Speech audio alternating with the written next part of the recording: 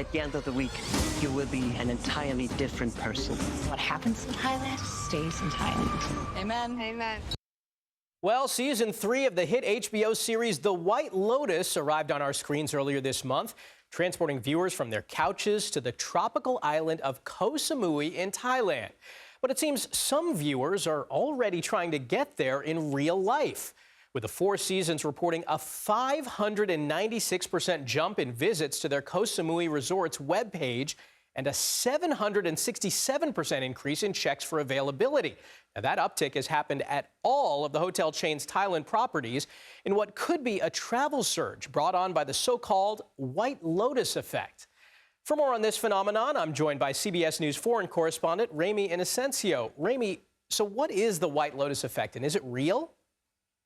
Well, clearly from the numbers just now that you talked about, Michael, really wherever the White Lotus is filmed, there's a jump, there's a bloom, if you will, in the number of travelers looking up and then going to those locations. And we've been in touch with the 4 seasons, which has been the lucky hotel chain for the past 3 seasons so far.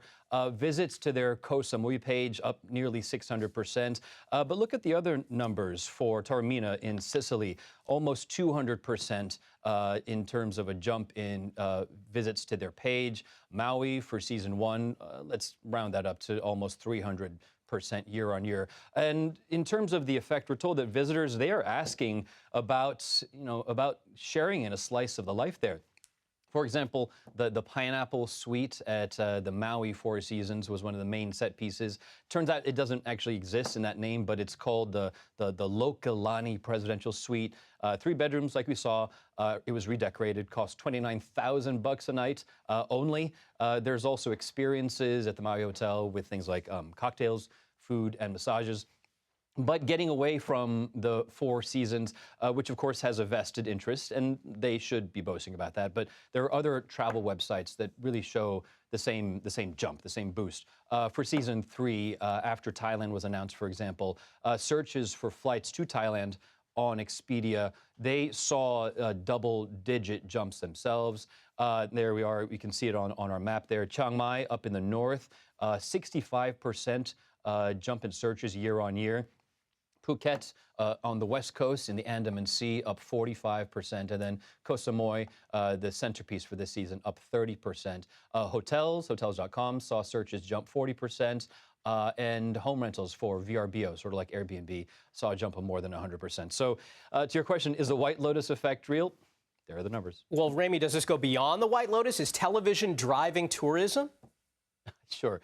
Well, it has a name, Michael, called set jetting, as opposed to jet setting, flying to the sets of your favorite TV shows or movies. And I think most of us, have seen at least part of the Game of Thrones. There's the Game of Thrones effect.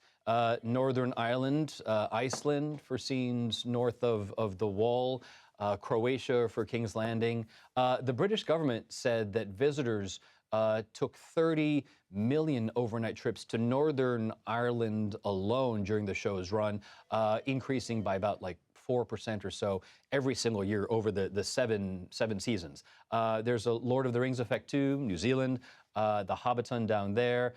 Tourism New Zealand estimates that something like more than $600 million have come in just from tourism dollars alone ever since 2001, and they say that is actually a conservative estimate. And of course, Lord of the Rings now is going on in series form.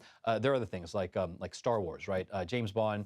The Sound of Music comes to mind. I was just in Salzburg in December.